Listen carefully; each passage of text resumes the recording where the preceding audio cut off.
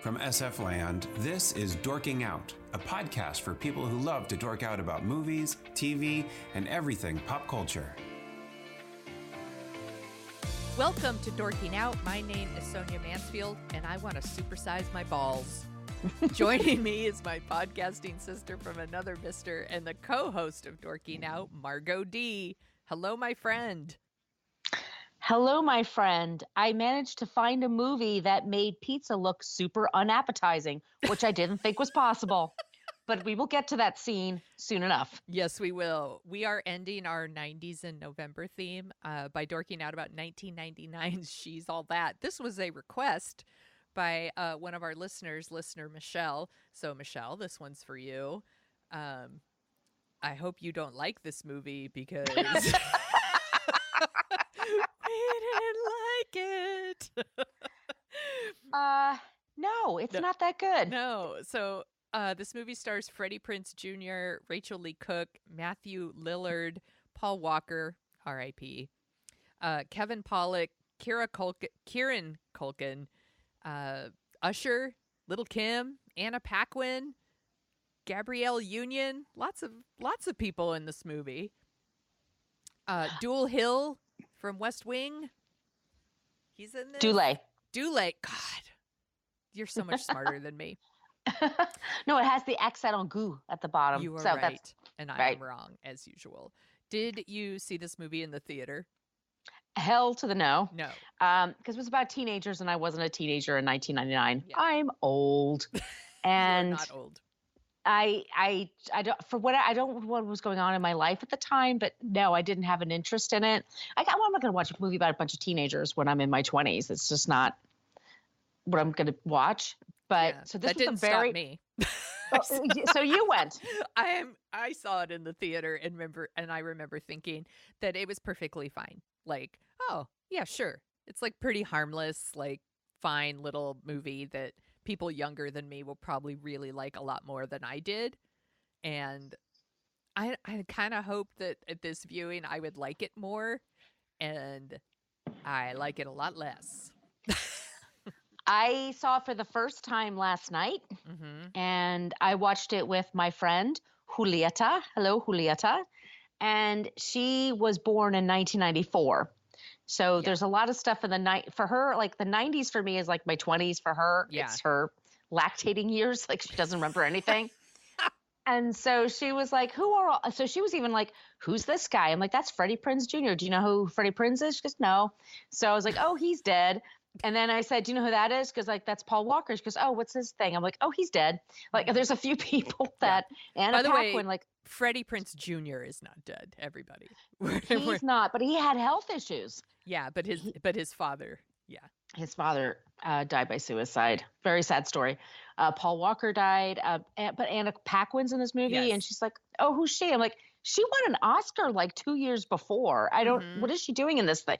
We'll talk about. It's a Miramax movie, so when I saw Harvey Weinstein's name come up, I got skeeved out. I was super skeeved out because all I can think of is, what did he insist on being in this movie? Yeah, his gross, nasty, fat fingers are all over this movie.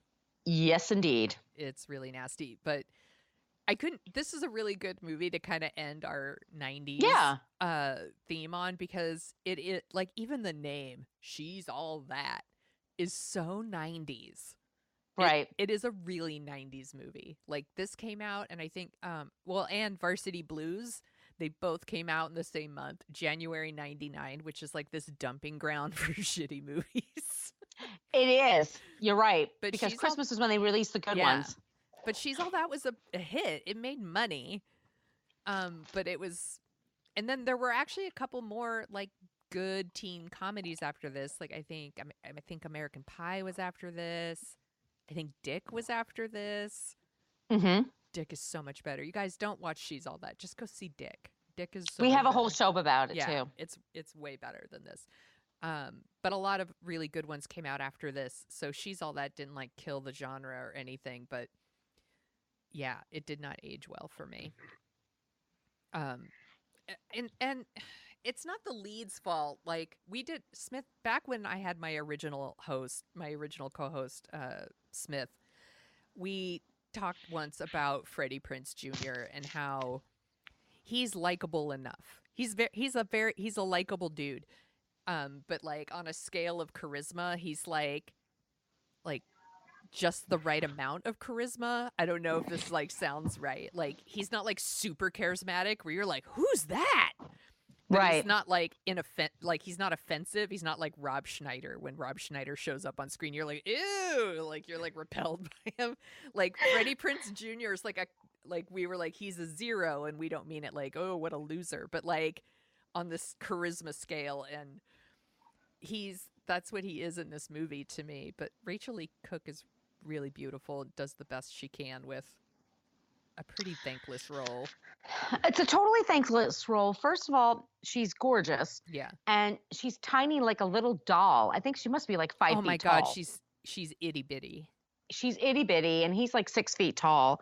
So they're the leads. And it's one of those cases where it's a makeover movie. Yeah. And the only thing they have to do is put contact lenses on her and cut her hair. Yeah. And all of a sudden, everyone thinks she's the most gorgeous thing ever. Mhm. She was already pretty. Like, Yeah. she didn't need to do that. But there's all this stuff. Like, he's being dumped by his girlfriend, who plays the girlfriend? It is Jodie Lynn O'Keefe. Okay, so she's the one that was in that Don Johnson series on TV.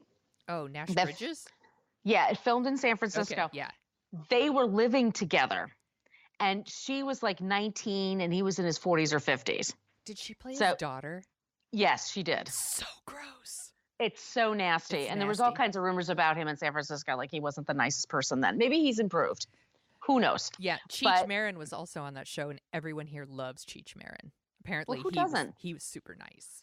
Yeah, he's cool. Yeah, exactly. It's one of those things when something is filmed in the Bay Area, everybody kind of knows what they're Mhm. like.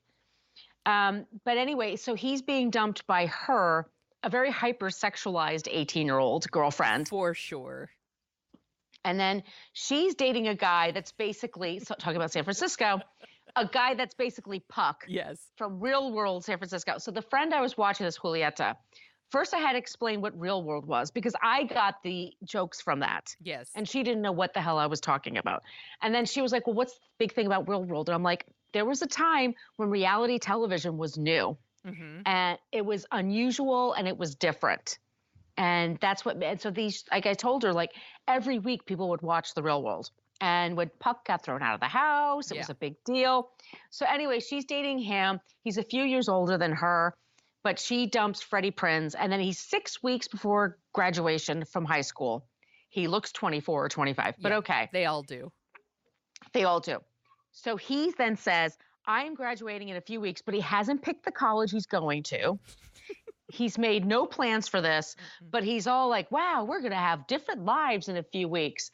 And then he gets dumped by the girlfriend. And then his friend, Paul Walker, says, you know what? Pick a girl here and see if you can make her prom queen and you'll win a certain amount of money.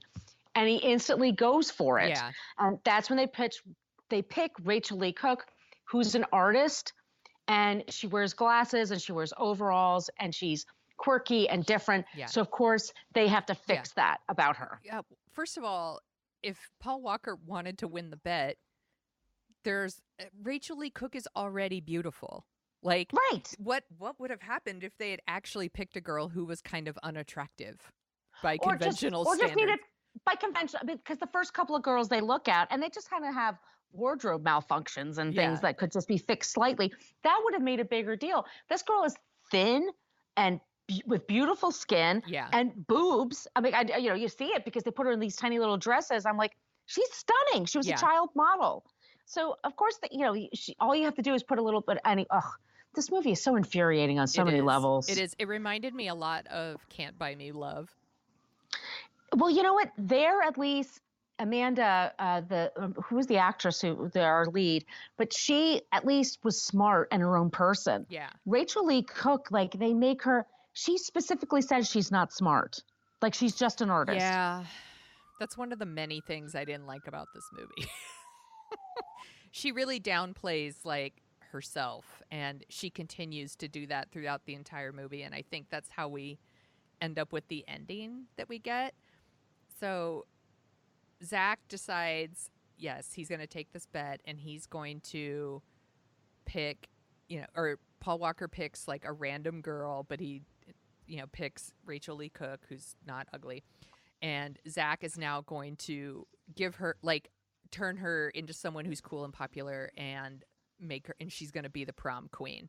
And And he proceeds to do that by stalking her. Yes. So he shows up at her work, where she works at like a falafel hut kind of place. Hence the "will you supersize my balls," which I actually did laugh out loud because that was funny. I'm a child. There are like these little moments of like things that are funny in the movie, but I couldn't get past, like, I think Zach's a real asshole. He's a fucking creep. He's basic. He's so basic. So basic. That's a good way to describe it. He says, like, I have the 4th highest GPA in the school. I'm like, really? I'm like, how do you even know that? Who knows that? But exactly right. He never demonstrates it because he's such a dum-dum when he does everything. Yeah. But he starts out, they say basically his girlfriend's dumping him for this famous guy, which is humiliating to him. Yeah. So his friends are betting that he can get another girl and date her, and they make her so popular that she'll be the prom queen in 6 weeks. Yes. So he picks Rachael Leigh Cook because she's tripping over herself on stairs. Yes. Which I do every day. So I don't understand what the big deal is, but okay. Mm-hmm. And then turns out she's an artist, and that's what she's really into. And her mother died when she was young, and she lives with her dad, who's Kevin Pollak, and he's a guy with a pool business. Yeah, he's actually really funny. He's very funny, and but people put him down because he's a pool guy. Basically, like her dad is the guy who cleans the pools for all these other people. And I like that scene at the end of the movie where he talks about, like, what's the big deal? Yeah. I have my own business. I own my own house. Right. I have time with my kids. Like, what, he thinks he's doing fine. Yeah. And then Kieran Culkin is her brother, and I guess he's like a freshman or something, and he goes to the school. And has he have a hearing issue? It looks like he has a hearing aid. Yeah, he has a hearing aid. I don't think it's ever really brought up as anything. It's just something that's there, which is, that's fine. Yeah. A weird choice, but okay. Yeah. And so Freddie Prinze does stalk her. Yeah. At her job, at the performance art thing. I thought that was kind of cute, the performance art. I mean, that's always an easy target, performance art. For sure. I was like, oh, I would totally hate that show. I would totally hate it. But like you said, easy target. And then she has him pulled up on stage, and he does this whole routine with like a hacky sack. And I'm like, why did the dude bring a hacky sack on his date? There's lots of things like that. I mean, his parents have like a basic, the parents have no influence here, basically. Like the kids are just on their own. But he does a hacky sack routine, which is kind of cute. And then that kind of impresses her. And then he takes her to the beach, and she meets other kids. And it turns out she's got a great body. I mean, she's teeny tiny. Yeah. But they all talk about, like, oh, she's got a great rack and blah. I mean, just it's so gross. The objectification is all over the place, and it's really gross after a while. So he shows up at her work, and she relents and goes out with him, then ditches him like after the performance thing. She's not interested, dude. Then he shows up at her house uninvited. She turns down his invitation to go to the beach, and then he's like, well, I'll just hang out with your brother all day and play Sega, like forcing her to, like, that he's gonna be there all day whether she likes it or not. So she's like, ugh. So she gets her bathing suit, she goes to the beach, takes her to the beach, and I wrote this in my notes, tells her to smile more. And I was Juliet, who I was sitting with, she screamed out first, I hate that shit. I hate when people tell you to smile. It's so obnoxious. Yeah. It's so obnoxious. So then, like, after they're at the beach, she is invited to Preston's party, but she doesn't want to go, so she has to clean the house. So then he shows up at her house, and with a fucking cleaning crew with the JV soccer team to do the cleaning so that she can go to the party, and brings his sister along to give her a makeover, and brings a dress for her to wear that she didn't ask for. And not only the makeover, first of all, she has like super long hair. Yeah. They cut it 90s short, that like 90s thing that people did. pixie cut, and they were going to pluck out her eyebrows. And I remember no, that's a big mistake from the 90s. Yeah, don't do that. Don't overpluck your eyebrows. Don't overpluck the eyebrow. Yes, they don't grow back sometimes. Don't do it. But she gets this tiny little red dress, and she gets high heels, which she doesn't wear. And she conveniently stumbles sometimes and then is able to totally walk sometimes. Yeah. But there's an interesting thing where in her art class, there's this girl who's played there's a lot of famous actors, Clea Duvall. Yes. She's in there, and she plays a person that tells her, it'd be really good for you as an artist, kill yourself. And then your art would be worth a lot. I mean, what the fuck? Yeah. And so Clea Duvall's at the party, and she gets there's a lot of gross stuff that's going on. Yeah. So she vomits, and you see the vomit all over her face and on the toilet. It's disgusting. And I forget what happens, but she gets rid of her. And then, she puts makeup all over her face, makes her look like a clown. Yes. Which was funny. Yeah. And then Jodie Lynn O'Keefe shows up with her boyfriend, Matthew Lillard, who dances to a Rick James song from 1981. That's my favorite. What part. Kid? I know. I mean, I love the song. Everyone loves the song, but no teenager in 1999 knows that song or gives a shit. No, they don't. It doesn't make any sense. But he dances around to it, and then she embarrasses Rachael Leigh Cook. She just spills a drink on her. Yeah. And gets really close to her, and then Rachael Leigh Cook out of nowhere all of a sudden starts crying. Yes. Yeah. I want to talk about that dance for a minute. First of all, Matthew Lillard is really, really funny in this movie. He does Puck very well. He knows what he's doing. Yeah. I like Matthew Lillard a lot. Me actually. too. I think he's really great. I do too. And I thought he was very, very funny in this movie. And he was my favorite thing in the movie when I saw it the first time. And like you said, no teenager at the time was listening to Give It To Me by Rick James. But that song is dope. But my favorite part is Matthew Lillard's character, Brock, has a tattoo of himself, on his arm. And then he's dancing around and he's like, give it to me. And he points to the tattoo, give it to me, to his own tattoo. And still, when my sister and I are together and we hear that song, we point to an imaginary tattoo that we have. We're like, give it to me, give it to me. I do think he's really funny, but you're right. No teenager was listening to the song. It was the same thing in Can't Hardly Wait, which I think also came out in 99. It was also filled with songs where I was like, those were the songs that were cool when I was a teenager. Right. Well, that's the producers wanting to do that. Yeah. Right. Because they're a little bit older. Yeah. What do you think of that red dress she wears? This is a girl who wears overalls and baggy clothes everywhere. She would feel so self-conscious in that outfit. She would feel naked, right? She would feel naked, and it's weird of him to pick a dress that little and tiny to put on her, put in public, and not be around her, by the way. She just is off on her own. Well, then it's like, hey, let's go on a date. Here, why don't you look like somebody else that you would, she doesn't look like herself. Right. So that's weird. It's like, here's this really slinky little red dress so that you can look like how I want you to look or something. I don't know. I know people love that scene where she comes down the stairs and it's playing the song Kiss Me. And I get it, but because we all love makeovers. I like what not to wear. I get it, but no, we all love makeovers, but it's so quick and it's not earned. Yeah. Because she doesn't want to do it. Yeah, and they do it anyway.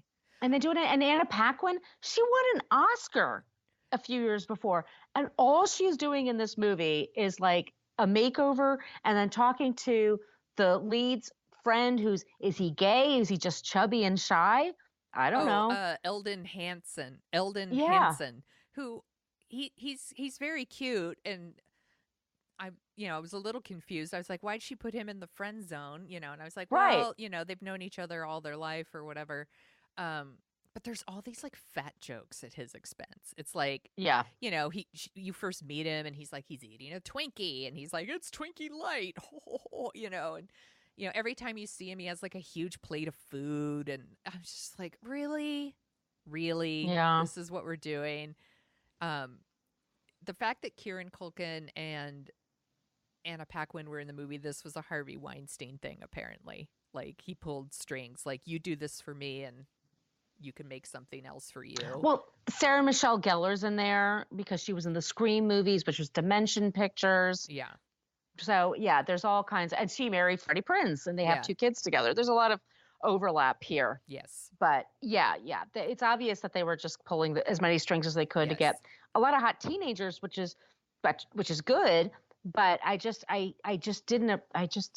couldn't, this movie pissed me off so many times. It pissed me off too. It really angered me. I do want to say, I thought Gabrielle Union was really cute. She's so beautiful. She's so beautiful. And she would do Bring It On next year, the following year. I love Bring It On. I think it's Bring It On is fantastic. I really love Bring It On. I think it's super fun. I saw that movie opening night with my mother and my sister, and I was like, we're the oldest people here. But it was super good. But I like Gabrielle Union a lot in this movie. I think she's really cute, and I like that she's not the mean girl you think she's going to be. I thought that was a nice touch. Yeah. Okay. I also and like Usher's in there. What? Usher is in there as the DJ. Yeah. By the way, whose school has like campus DJs that can play anything they want and say anything they want? Yeah. There's no like rules. There's no whatever. No. That's showing up in movies all the time and on TV, and I'm like, this is the thing. It wasn't my high school had a radio station. Like was it KVHS was at my school. Do you know that station? It was like a rock station. Was that in Concord? Yeah. I know that station. Yeah, it was like at my school. I'm like, but we didn't like broadcast it like all throughout the school all the time. So weird. I don't know. I also really laughed when Kevin Pollak was shouting all the wrong answers to Jeopardy. That was funny too. Yeah, like, he got it way wrong. Super wrong. And I just love like his answers would be like Lou Rawls, and then the answer is like the Pope. You know, I'm like, what? What was the question? He thought it was Lou Rawls, weirdo. Yeah, so she leaves the party. Then what happens? Oh, then Brock, the real world guy, breaks up with Taylor. Right. And that was pretty funny. He does the whole, did you honestly think I'd leave for Road Rules All-Stars still dating you? I'm like, that was pretty sweet. And then, and that's when they start this whole like thing about the homecoming queen, and it's Lainey and, what's the popular girl's name again? I forget. Taylor, thank you. Taylor Vaughn. Yeah, it's for prom queen. Yeah, and then there's like this huge, like, there's just like all these scenes about like them campaigning for homecoming queen, and was this a thing in your school? I don't remember people campaigning for homecoming queen ever. No, only totally loser would do that. No, you don't campaign for that. Like, There's even like a rap battle or something going on in the quad, and like these guys like rapping about the prom queen race, and I'm like, that is not something that happens, but that's okay. Like, let's let it slide or whatever. But I love it. Like in the rap, they actually say like she's all that, and I was like, oh, movie title alert. I will say this also. At least it's multicultural and multiracial. Right. I mean, they do a pretty good job of that. It's a white storyline, but at least they have other people. Yeah. And then we get to the cafeteria scene where these bullies show up and they start picking on Lainey's brother Simon, and Zach shows up to defend him. And you have thoughts about this? So he goes around and he's grinding pepper on people's food. Yeah. Is that to like win his sister votes? Is that his whole? I didn't understand that. I didn't understand what was happening there. I was like, is this his thing? He just shows up every day at lunch and would you like pepper? And he's like wearing roller skates or rollerblades. I mean, he's rolling as he's doing it. And then he gets these 2 mean dudes, and they kind of make him sit, and he has a slice of pizza. And then one of the dudes reaches down his pants and starts pulling his pubic hair from his body, and then puts it on the pizza. And with this person sitting next to me, Juliet and I, we were screaming out loud. I covered my face. I'm like, what the fuck is this movie doing right now? That is the most disgusting thing I've ever seen in my life. If I could unsee something, It would be that. Like I think it's so disgusting. Yes. And then they're going to try to make him eat it. And that's when Freddie Prinze shows up, Zach, and he's like, "Hey, are you going to do that to my friend? You got to deal with the both of us." I'm like, "You weigh what, 140 pounds?" I know. Why is everyone in this school so afraid of Zach? Right. He's not known for being a big fighter. I would be afraid of Paul Walker. He's jacked. Yeah. He's jacked in this movie. He'd fuck you up.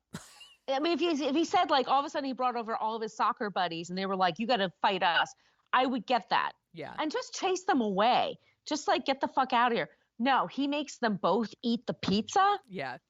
It's disgusting. So gross.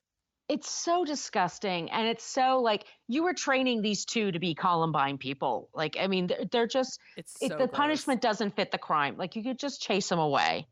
And it doesn't, it's so nasty and disgusting. And it's just to like bond, Zach with Kieran and Culkin, but yeah, it's not necessary. Mm-mm. No, it is not. So then after that, I think Paul Walker's character asks Leigh to the prom because Zach is such a puss that he hasn't done it yet because he can't commit to anything. That's his thing. Right. Is that he can't commit to a school. Yeah. Can't commit to a girl. All right. Let's talk about the school thing really fast. Dartmouth? Yeah. So his whole thing is like, my dad really wants me to go to Dartmouth, but I don't want to. I think I want to go to Harvard or Yale. And he has like all these acceptance letters. And I'm like, fucking white privilege. Like, so fucking privileged. And then there's like the big quote unquote confrontation between him and his dad where he's like, I'm not like you. I don't want to go to Dartmouth. And his dad's like, dude, just pick a school. Like, yeah. I'm like, this was the issue. This was the big issue. Were those acceptance letters? Yeah. I'm so furious right now because we were talking and I thought I missed that part. And I thought he was like late putting in his applications. He did all those applications, went through all that trouble. Yes. And got all those acceptance letters and just shoved them to the side. Yep. Fuck this guy. I know. He's so privileged. Fuck him. Well, also, fuck him. So the whole, I'm so mad right now. I'm going to drink some wine. You go ahead. Up until this point, his like defining characteristic is like, he's got his own troubles. He's not just the popular kid that everyone loves. He also like has this dad who really wants him to go to Dartmouth or whatever. And, and I'm like, that's your big fucking problem. Boo hoo. Like your dad would like throw you out if you only got accepted to Stanford or something. Right. Like, fuck you. So then he has the conversation with his dad and his dad's like, no, like you just need to like go to college. Like you have to make decisions. That's part of being an adult. His big issue is not an issue at all. And then the rest of the movie and throughout the whole movie is Leigh is the one who needs to change. She needs a makeover. She needs to open herself up. That will make her a better artist. Like, all this bullshit. It's just bullshit. It was just driving me nuts. Like she was the one that needed fixing because her mother died and she wants to be an artist, but she's not really tapping into whatever. I'm like, she's 18. Yeah. What do you even know? You don't know what you don't know at that age. I mean, it's but she has to get her hair cut and she has to smile more and she has to put away her glasses and she has to change all this shit to make this dum-dum who can't even commit to her enough after stalking her for a couple of weeks to ask her to the prom. Right. And then it's so infuriating. And then Leigh, like her dad says at one point, "Isn't the prom tonight?" And she's like, "Yeah, I'm not going." He's like, "Well, you probably should go because you're always taking care of us." And it's a nice moment. He's kind of saying to her, "You probably had to grow up really fast without a mother." And then he says, "Oh yeah, there's some guy here going to take you to the prom." So she goes upstairs and it's Paul Walker, R.I.P. Yeah. And he's so cute and handsome. He's very handsome. Very handsome. By the way, he had very young girlfriends in his life. This does not surprise me. Yeah. So anyway, she goes upstairs and changes. I guess in a second she could put her hair in a very complicated updo. Yeah, that she's never worn before. Never worn before. Whatever. Yeah. It's fine. Okay. And then and she doesn't have the guy's sister Zach's sister helping her. She's got to do this all on her own. And this long black dress. I mean, she looks good. She looks fun. Oh, she looks beautiful. looks great. She's a beautiful girl. She's in a bunch of Hallmark movies now for Christmas. I'm so excited. Oh, I really? can't wait to watch them all. Ooh, Yeah. Will you recommend one to me? You can do it off the air. Just Yeah, I'll tell you. Yeah, and I'll watch it because I don't know. I don't even know which one to start with. So just pick one. I want to commit. I want to promote her career because she is really good, and I think she deserves it. Yeah. So she goes to the prom, and then you and I were sending these things back and forth to each other, these gifts. So we had Matthew Lillard, and that was one thing. Yeah. And then they get to the prom, and is it Fatboy Slim song? Yeah, it's Fatboy Slim's Rockefeller Skank. Rockefeller's, God, you couldn't escape that song at the time. So 90s. Very 90s. So they have the kids dancing, and then all of a sudden, it's like a bunch of 25-year-olds show up, and they do their dancing, and it's perfect. Yes. And boys and the girls, and they're splitting up in lines, and all. And I was like, Jesus, people love a dance sequence in a prom movie. Like, there's got to be a point. I am super guilty of these things because I love musicals. But it is funny because there's this idea to somehow make it realistic by having Usher say, like, okay, let's all do that dance I taught you. I'm like, now the boys, now the girls. I'm like, what is happening? What? And I'm watching this and I'm like, where are the kids that are at the prom? Because they all disappeared. They're all in the perimeter clapping for these adults that showed up and started dancing. I don't know. It's over the top. It's too much. Yeah. And then Paul Walker is going to take, so Freddie Prinze shows up, but he doesn't bring Taylor with him. Yeah. Okay. He brings his sister. He brings his sister, and then Taylor wins because, of course, she does. She's been popular forever. And then Paul Walker is going to take Lainey to a hotel. Yeah. And have sex with her. And he spent $300, which is actually 20 years ago. That's some pretty big. These kids have a lot of money. They do. Yeah. That's a fancy room. It's a very fancy room. I don't know what was his hope here. Was like, I'm going to sleep with Lainey and that's going to hurt Zach, or I'm going to sleep with Lainey and somehow that's going to make me cool, or I don't know. It's a notch in his bedroom post. I don't know. Yeah. Because he doesn't give a shit about his friend. I mean, once he gets an idea of having sex with her, and he thinks he has a chance with her, he dumps his friend in a hot second. Yeah. It's super weird. It's very weird. And so then Zach is going all over Los Angeles and Beverly Hills looking for her. Yeah. But when when Lainey goes home, so apparently she doesn't sleep with Paul Walker. Yeah. And she comes home, and that's when she finds out that Zach is at her house. Yes. And he's been waiting for her this whole time. Yeah, stalker. Because he's a stalker. He's a fucking weirdo. And then, so how does it end? I mean, I guess they kiss, of course. Of course they kiss. And it looks really pretty. They're in the backyard. Yeah. Her dad does a nice job with the. Yeah, and she's beautiful, and he's very handsome. And, you know, it ends on that moment that I'm sure lots of, teenagers were like, yay. But. Yeah. If I were 10 years old, I'd eat this shit up. Right. I would think it was great. Yeah. Except for the pizza scene, because I really love pizza. Yeah. So that super upsets me. Don't eat that shit up. No. I just didn't understand why she takes him back at the end. So the whole thing is so the Paul Walker character basically tries to rape her.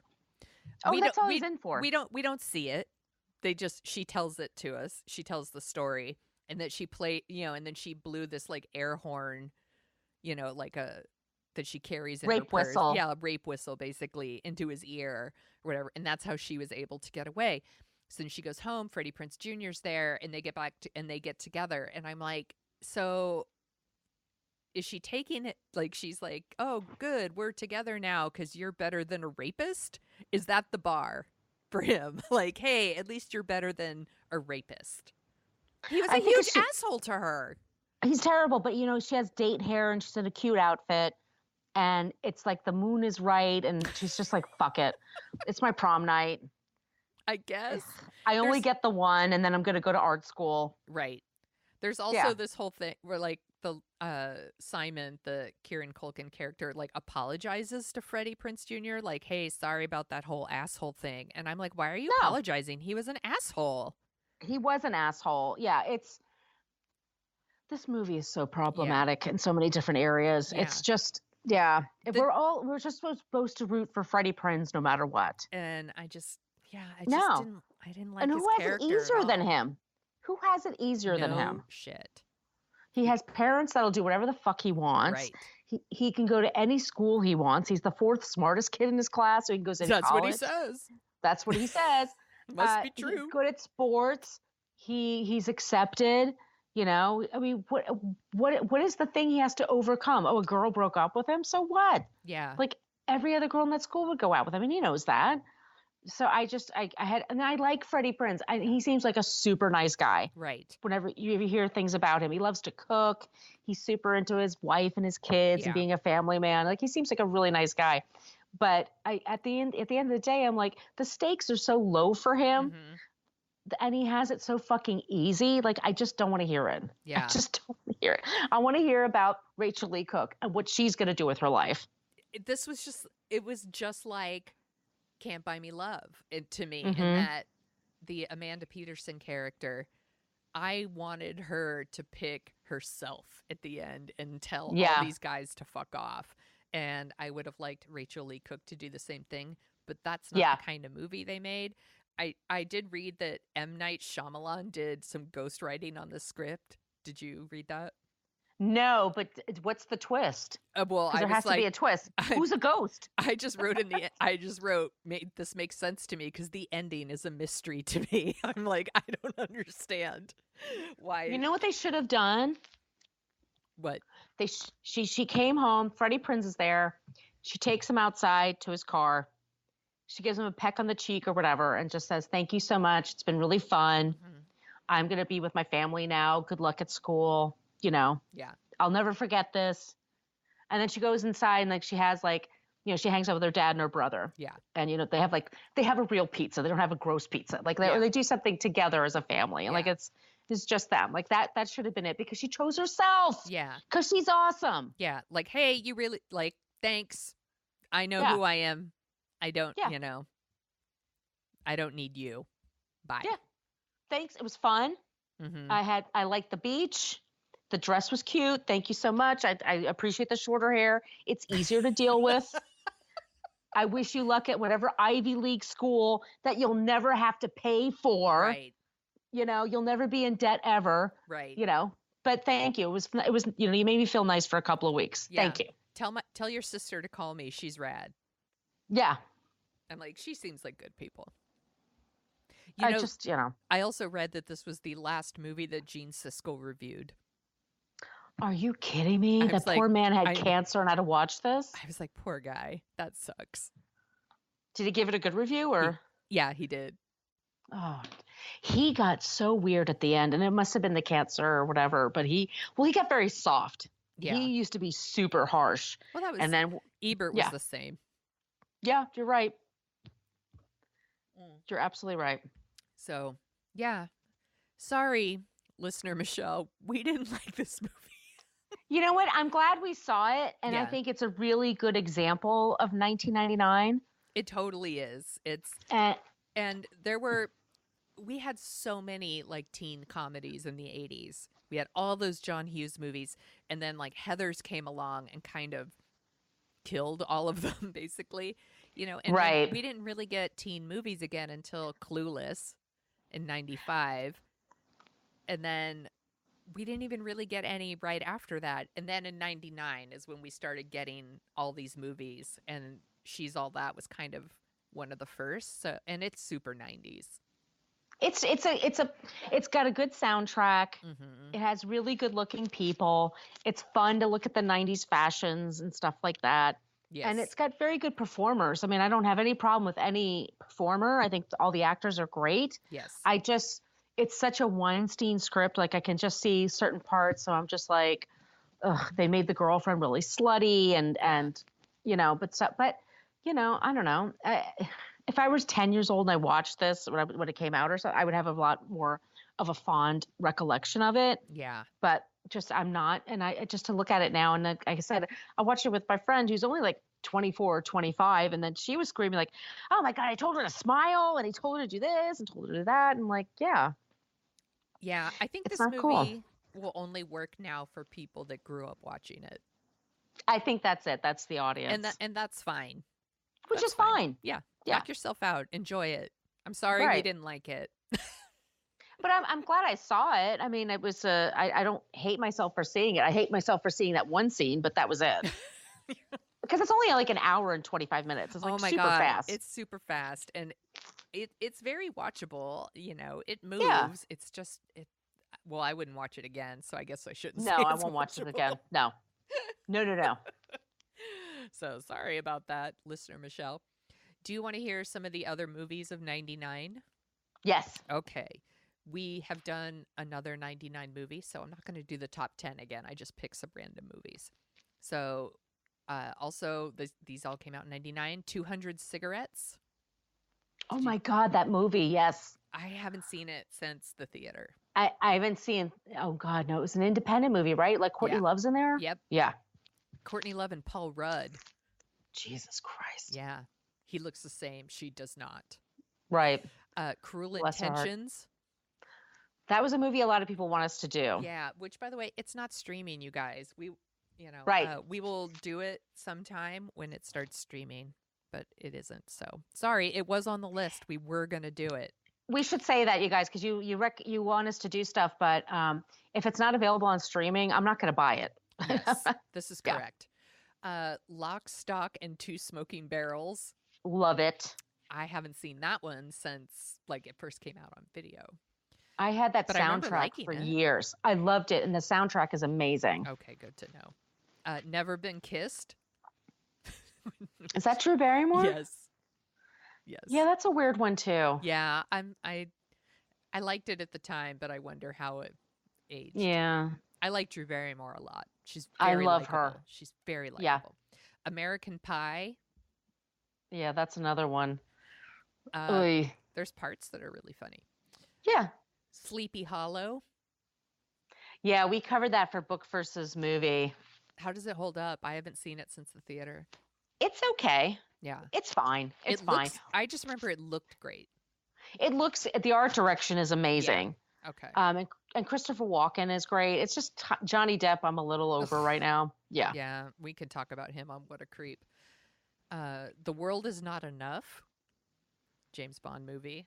I don't even know it. Yeah. If you saw it, you probably forgot. The Cider House Rules. Yep, we covered that in book versus movie. Yeah. Did that one hold up? Very much, yeah. Okay.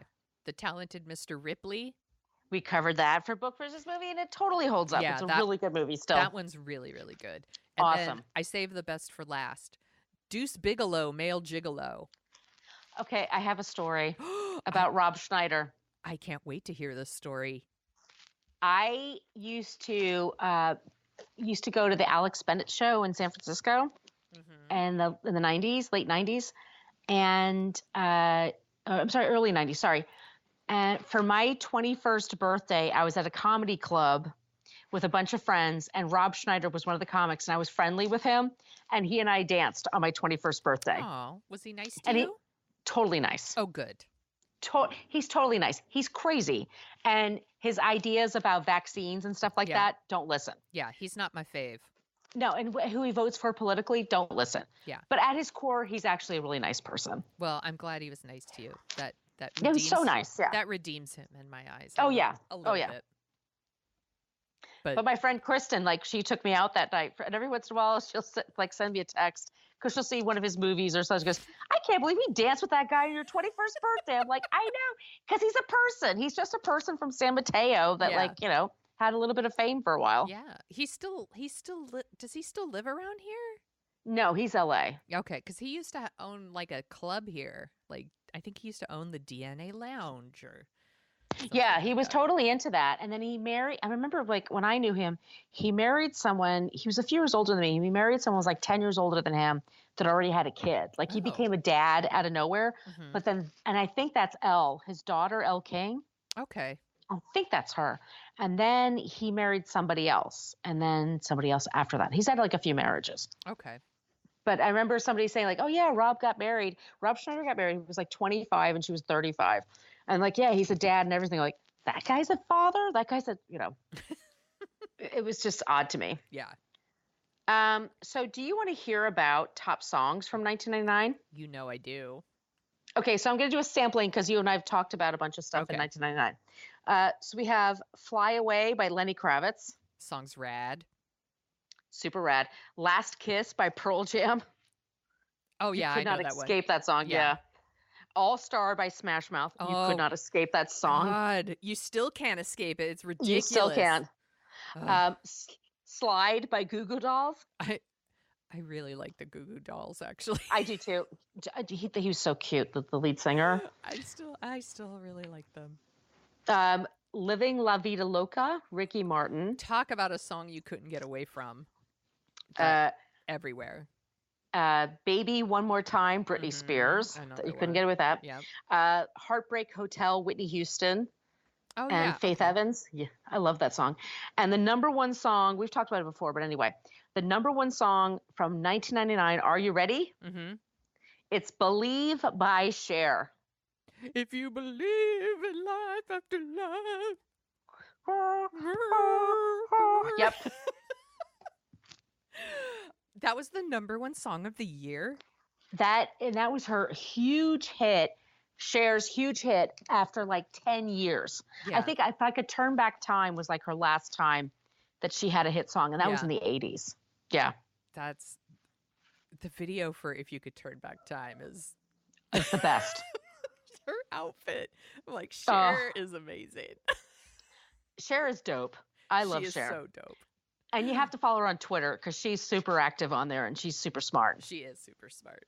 I love Cher. Me too. She's cray. What else are you dorking out about, Margo?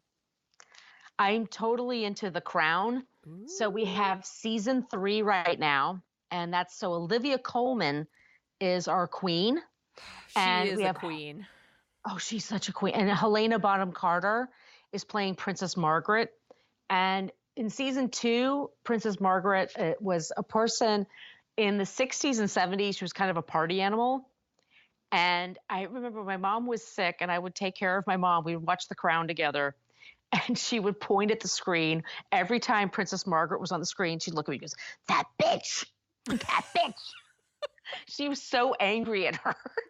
But they have Helena Bonham Carter playing her now. And it's just, I'm obsessed with her and Princess Anne.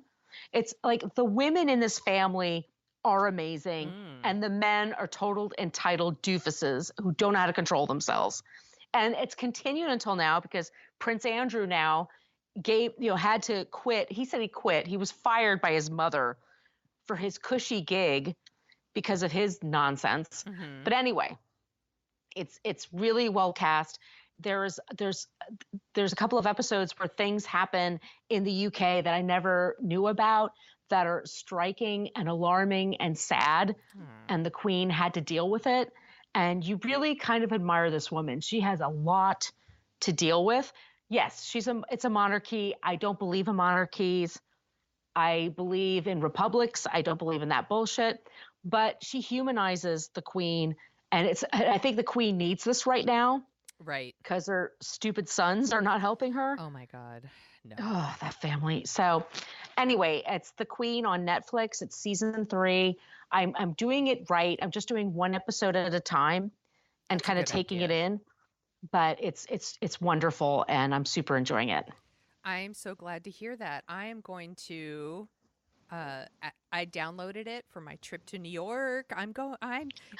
While you guys are listening to this, I'm in New York.